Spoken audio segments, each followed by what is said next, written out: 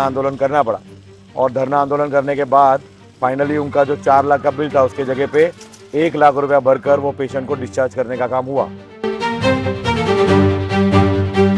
लोगों को यही अपील कर रहा हूँ कि जैसा नया नगर है आपको अच्छा लगता है तो आप चारों वोट कांग्रेस को दे दो, लेकिन अगर आपको लगता है कि नया नगर में कहीं ना कहीं गलत चीज़ें हैं, वो क्या है वो आगे हम बात कर सकते हैं, नया नगर को बदलने का ज़रूरत है, तो 4 में से पहला 3 वोट जिसको देना दीजिए, कांग्रेस को दो, एमआईएम को दो, जिसको देना दीजिए, लेकिन आखिरी वोट ड में आप सीपीएम से सादिक बादशाह हैमर सीकर स्टार को दीजिए, क्योंकि हम ऐसा नहीं कि काम करेंगे, हम जो काम ऑलरेडी कर रहे हैं वही काम को नगर पालिका में भी करेंगे।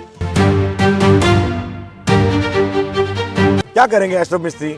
मैं चाहूंगा ऐसा पत्रकार आप उनसे अगर पूछ सके तो पूछेगा, और मुझे यकीन है कि क्या करेंगे वो कुछ बोल ही नहीं पाएंगे, क्योंकि उनको मालूम ही नहीं है। सिर्फ मुजफ्फर हुसैन साहब की सेवा करने के लिए उनको एक क्या बोलते हैं बख्शिश मिली है, कॉर्पोरेटर सीट। व्यक्तिगत तौर पर हमारा कोई प्रॉब्लम नहीं है, लेकिन कॉर्पोरेटर बनने के लिए लोगों के लिए सोचना, लोगों के लिए लड़ना, लोगों के बारे में चिंता होना चाहिए, वो उनको नहीं है। मैं आपके मीडियम से भी अभी भी वापस अशरफ मिस्त्री होने दो, वंचित बहुजन आघाड़ी के कैंडिडेट होने दो, एमआईएम के कैंडिडेट होने दो, इसी तरीके का एक चौपाल लगा लीजिए, आप उनको बुलाइए, बात करते हैं क्या करेंगे क्या नहीं करेंगे। वहीं लोगों को पता चल जाएगा कि कितना कौन सीरियस है। जिसको बात करना नहीं आता, सोचना नहीं आता, वो लोगों के मुद्दों को लेकर क्या करे।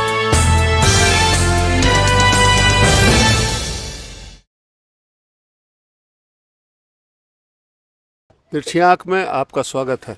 मेरे साथ है सादिक बादशाह। इनसे आचार संहिता लगने के बाद पहले भी बातचीत हो चुकी थी, जो काफ़ी उनका जो है वीडियो वायरल हुआ था, जिसमें उन्होंने कई तरह के गंभीर आरोप कांग्रेस पर लगाए थे। उसका जवाब तो नहीं आया, लेकिन एक बार फिर सादिक बादशाह हमारे सामने है और वो चुनाव प्रचार हेक्टिक तरीके से कर रहे हैं। प्रभाग 22 के डी के उम्मीदवार हैं और उनके सामने कई और उम्मीदवार हैं, लेकिन सबसे जो है प्रभावित कर रहे हैं अभी क्षेत्र को, वो सादिक बादशाह के चुनाव प्रचार। और इसी चुनाव प्रचार के दौरान वोकार्ड होटल में एक मरीज़ के लिए वो आंदोलन करने के लिए बैठ गए, जिनका पैसे जो है 4 लाख के करीब कर दिया गया था। मैं उनसे ही बात करता हूं और वो इस बारे में क्या कहते हैं, इन सारी बात। जैसे कि आपने बताया कि आपने बोलते बोलते वॉकआउट होटल ऑलरेडी बोला, वॉकआउट, हाँ, और वो होटल जैसा ही है, हाँ तो होटल जैसा ही है। तो मैं कह रहा था कि कल रात को मुझे 11:30 बजे मुझे कॉल आया, इलेक्शन का प्रचार चल रहा है, लेकिन कॉल आया तो एक बुजुर्ग महिला वहाँ पे एडमिट थी। 2 दिन का एडमिशन हुआ था और 2 दिन में उनका जो बिल बना वो 4 लाख के आसपास का बिल बन गया, 2 दिन के अंदर। और कल रात को जब मैं वहाँ पे गया तो कोई बिलिंग डिपार्टमेंट का था नहीं। सुबह दोबारा गया तो सुबह बातचीत करने की कोशिश करी, लेकिन रिस्पॉन्स सही नहीं लगा, तो मजबूरी में मुझे फिर धरना आंदोलन करना पड़ा। और धरना आंदोलन करने के बाद फाइनली उनका जो 4 लाख का बिल था उसके जगह पे 1 लाख रुपया भरकर वो पेशेंट को डिस्चार्ज करने का काम हुआ। तो उसमें पुलिस प्रशासन, पुलिस को भी आना पड़ा और धरना करना पड़ा। जो हमने उनको वही बोला जो कई सालों से मैं बोल रहा हूँ कि जो वॉकआउट हॉस्पिटल है इसको पहले हम उमराव अस्पताल नाम से जानते थे, और ये ज़मीन जो है ये सरकारी ज़मीन है, अस्पताल के लिए रिजर्व। उस ज़मीन पर उमराव हॉस्पिटल पहले बना और ये टर्म्स एंड कंडीशंस था कि इकोनॉमिकली वीकर सेक्शंस के लोगों को कम दाम में ट्रीटमेंट मिले, लेकिन ये इन्फॉर्मेशन वो लोगों को देते नहीं हैं।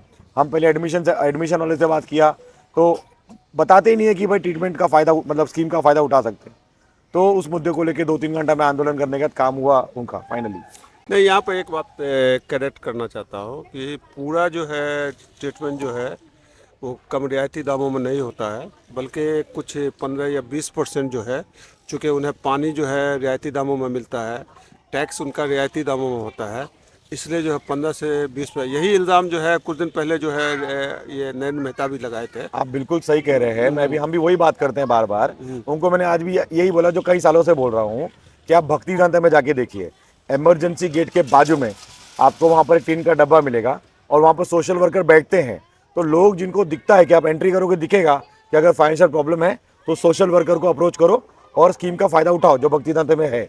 आप फैमिली केयर में जाके देखिए, गेट पे एंट्री मारते ही राइट साइड में आपको महात्मा ज्योतिबा फुले स्कीम के नाम से टेबल दिखेगा। ये लोग क्या कर रहे हैं, आप वॉकर में एंट्री मारिए, आपको कहीं पे कोई स्क्रीन में दिखेगा, कहीं कोई ट्रांसपेरेंसी नहीं दिखेगा।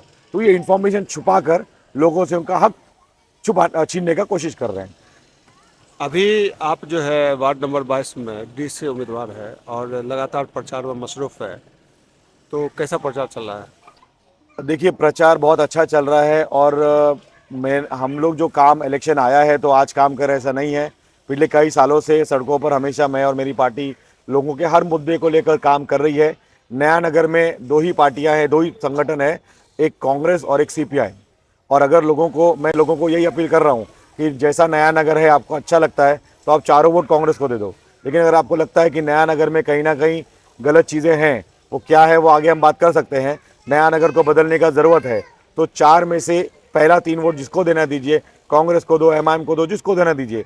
लेकिन आखिरी वोट ड में आप सीपीआईएम से सादिक बादशाह हैमर सीकर स्टार को दीजिए, क्योंकि हम ऐसा नहीं कि काम करेंगे, हम जो काम ऑलरेडी कर रहे हैं वही काम को नगर पालिका में भी करेंगे, ये हम बोल रहे हैं। और इसका काफ़ी अच्छा प्रतिसाद मिल रहा है, बहुत ही तबकों से मुझे मिल रहा है कि आपको वोट हम कर रहे हैं, आपको वोट कर रहे हैं। अब इलेक्शन है, लोकतंत्र है, मैं कांग्रेस की तरह ओवर कॉन्फिडेंट होकर नहीं बोलूँगा कि मैं जीत गया हूँ, क्योंकि ये इस तरीके से बोलना लोकतंत्र का मजाक है। एंड ऑफ द डे जो भी लोग डिसाइड करेंगे वही हमारा डिसीजन, लोगों का डिसीजन को हम एक्सेप्ट करेंगे। इलेक्शन में जो है एक मुद्दा जो है पारदर्शिता का भी आता है, और पारदर्शिता जो है अभी जो 5 बजे के बाद जो है यहाँ जो सीसीटीवी कैमरा है, हर मतदान केंद्र पर सीसीटीवी कैमरा नहीं लगा है। दूसरी चीज़, कमिश्नर से जब मैंने सवाल किया था तो उन्होंने कहा था कि सेंसिटिव बूथों पर कैमरा लगाएंगे। तो 5 बजे के बाद जो है 7% वोट जो बढ़ता है उसको कैसे लेंगे आप, टेक करेंगे उसको? देखिए, ये जो इलेक्शंस है और ये जो इलेक्शन पूरा जो व्यवस्था है, ये तो पूरी तरह से कॉम्प्रोमाइज हो चुकी है, तो हम जानते हैं, ठीक है ना। तो जो भी कमियां हैं उसको लेकर एज अ पत्रकार आपने ऑब्जेक्शन रेज किया है, हम भी करेंगे और हमारे पोलिंग एजेंट्स होंगे वहाँ पर हर पोलिंग बूथ पे, तो वहाँ पे हम नज़र रखेंगे पोल करते हुए। जहाँ तक ईवीएम मशीन की बात है उसके बारे में तो कोई कमेंट करने का मुझे लगता नहीं कोई तो मतलब है। ठीक है। दूसरी चीज़ ये कि यहाँ पर जो है आपको क्या क्या मुद्दा ऐसा लग रहा है जिससे लोग उसको ले रहे हैं अपने इस पर कि देखिए, ये वो सही मुद्दा है आज और इसको जो मुशर्रफ है। भाई मैं आपको बता रहा हूँ कि आज इलेक्शन का कैंपेन चालू होके 50 मतलब 50% of the campaign is complete हो चुका है, most of the most of 50 हो चुका है। लेकिन प्रभाग 22 ड के जो 4 उम्मीदवार है कांग्रेस के, वो कभी आपके सामने आके उन्होंने दो शब्द बोला है कि वो क्या विकास करने वाले हैं, क्या करने वाले, बोला है उन्होंने? नहीं बोला है। एक उन्होंने जो उनकी जब नॉमिनेशन फॉर्म भरा गया था तब उन्होंने बोला था कि ट्रेलर देखा है, पिक्चर अभी बाकी है। मुझे लगता है कि नया नगर के लोगों ने ना ट्रेलर देखा है ना पिक्चर देखा है। तो कांग्रेस के जो नुमाइंदे हैं कॉर्पोरेटर करके लड़ रहे हैं, वो तो एक ऊपर से थोपे हुए नुमाइंदे हैं। आप उनको पूछोगे क्या करोगे, वो बोल नहीं पाएंगे। तो सेठ जी जो बोलेंगे उतना करेंगे। तो अगर 22 से ये 3 अब क में जीत गए तो क्या बोलेंगे? तो ड में तो चलो मैं हूँ एक टक्कर देने के लिए। तो लोगों के मुद्दे बोलने के इनको नॉलेज ही नहीं है कि क्या मुद्दा है, ठीक है। तो हम जिन मुद्दों को लेकर बात कर रहे हैं वो मैं आपको बताता हूँ। सबसे पहला मुद्दा ये है कि ये जो मीरा बंदर का पूरा जो इलेक्शन है, इसके अंदर बिल्डर लॉबी की तरफ से 95 कॉर्पोरेटर्स इलेक्शन में खड़े हैं, चाहे वो हर पार्टी, कांग्रेस का हो, भाजपा का हो, शिंदे सेना का हो, सारे वही लोग हैं।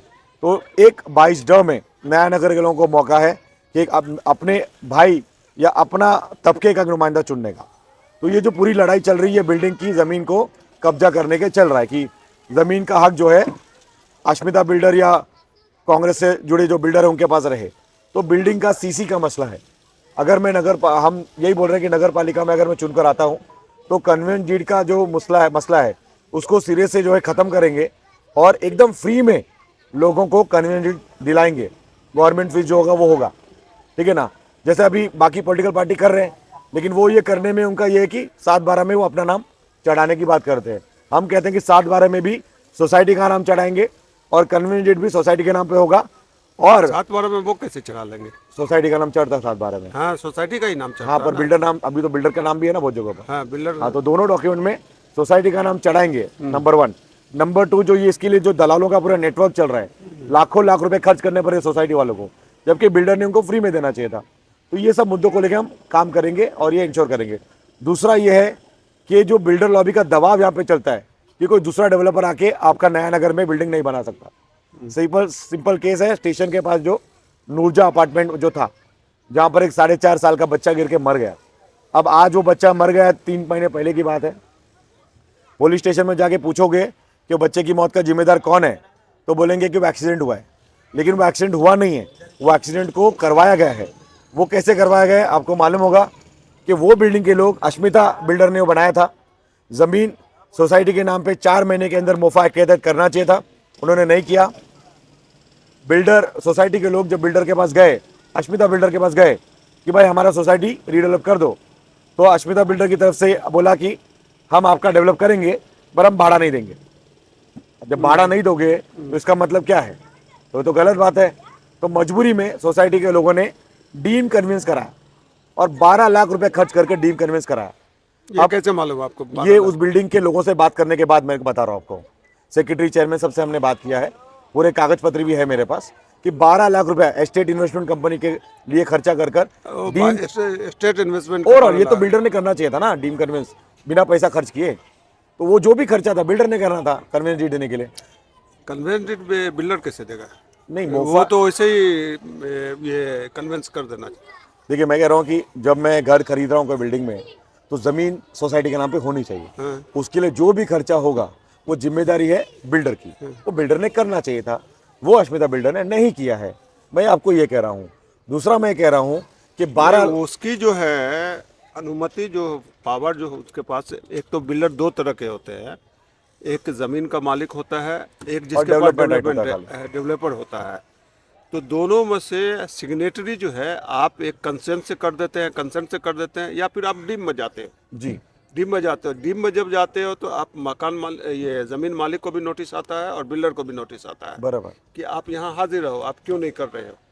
अगर दोनों जो है नहीं इसमें जो है करता है तो फिर वो डीम हो जाता है। डीम हो जाता है तो क्या अप्रोच किया उन लोगों ने? किया ना अप्रोच, लेटर आपके वही पास कह रहा हूँ है ना। क्या? देखिए उन्होंने अप्रोच किया, उन्होंने पहले तो देखो कन्वेंस डीड के बारे में सब लोगों को पता भी नहीं था।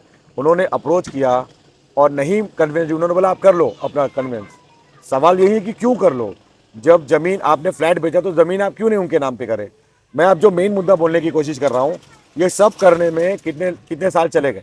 और जो 12 लाख रुपए उन्होंने डीम कन्वेंस में खर्चा किए, वही 12 लाख रुपए बिल्डिंग रिपेयर के लिए अगर खर्च करती सोसाइटी, तो आज वो बच्चे की जान जाती थी क्या? नहीं जाती थी ना। तो मैं वही कह रहा हूँ कि ये एक्सीडेंट को क्रिएट किया गया। अब ये सब होने के बाद जब बिल्डिंग गिर गया, तो वो जो बिल्डर आया था, दूसरा बिल्डर जो भाड़ा दे रहा था, सब दे रहा था, उसको हटाकर वापस अश्मिता बिल्डर का वहां पर बोर्ड लगा दिया है। तो ये क्या है? ये एक ऑर्केस्ट्रेट एक्सीडेंट है और ऐसा एक्सीडेंट होने का इंतजार किया जा रहा है ताकि जमीन वापस एक ही बिल्डर के पास चले जाए।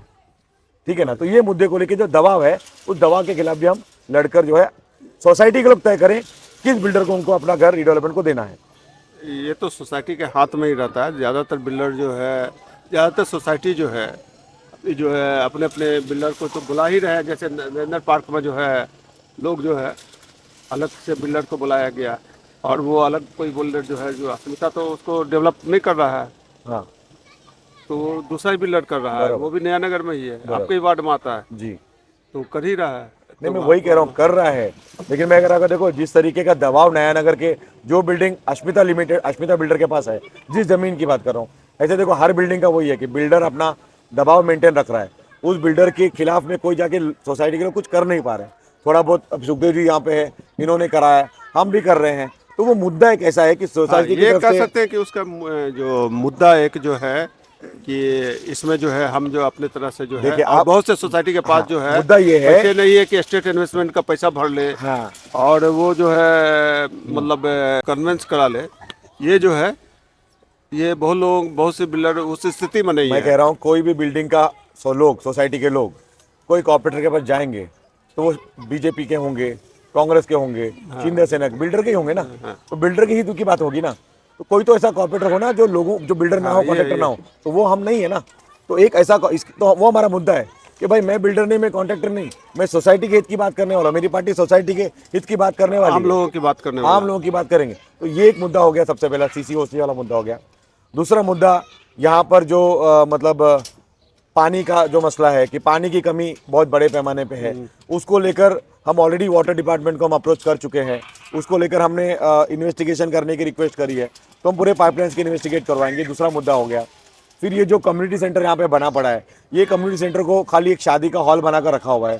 यहाँ पर एक रीडिंग रूम बनाया जाए, लाइब्रेरी बनाया जाए, ताकि हमारे इलाके के नौजवान, घर छोटे हैं, आबादी थोड़ा बच्चे थोड़ा ज़्यादा है, तो बच्चे अपने घर से बाहर निकल कर एक अच्छे माहौल में बैठ के पढ़ें लिखें।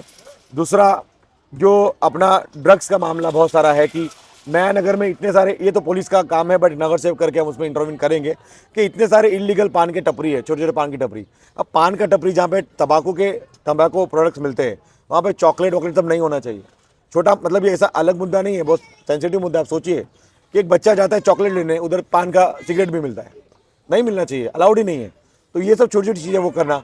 और फाइनली जो सड़क पे हम लड़ाई लड़ रहे हैं कि नया नगर के अंदर जितने प्राइवेट स्कूल्स हैं, इनका हम ऑडिट कराने का काम कराएंगे। और जो इन्होंने 10 साल 15-20% जो फीस बढ़वाया है, इसको रिवर्स करवाने के लिए भी हम आंदोलन जो है वो करेंगे। और अस्पताल का मुद्दा हर बार की तरह कि जो स्कीम्स है आम लोगों को उसका फ़ायदा हो।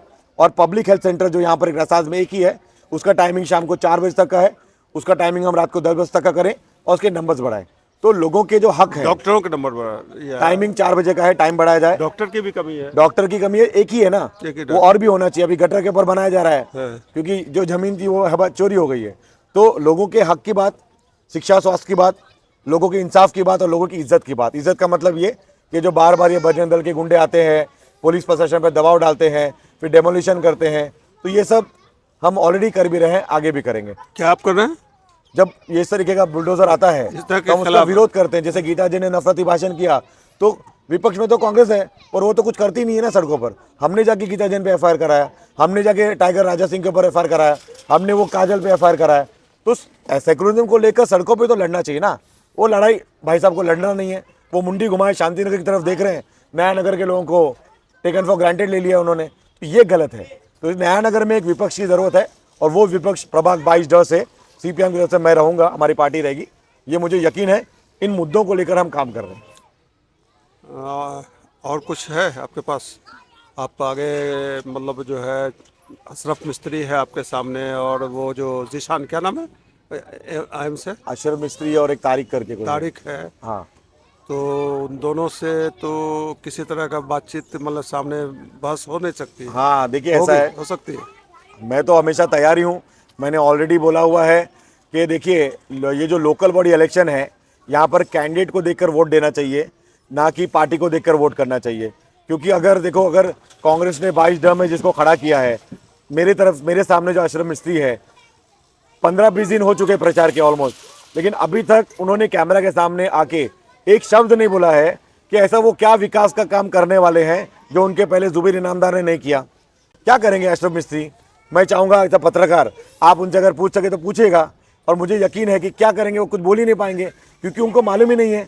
सिर्फ मुजफ्फर हुसैन साहब की सेवा करने के लिए उनको एक क्या बोलते हैं, एक बख्शिश मिली है, कॉर्पोरेटर सीट।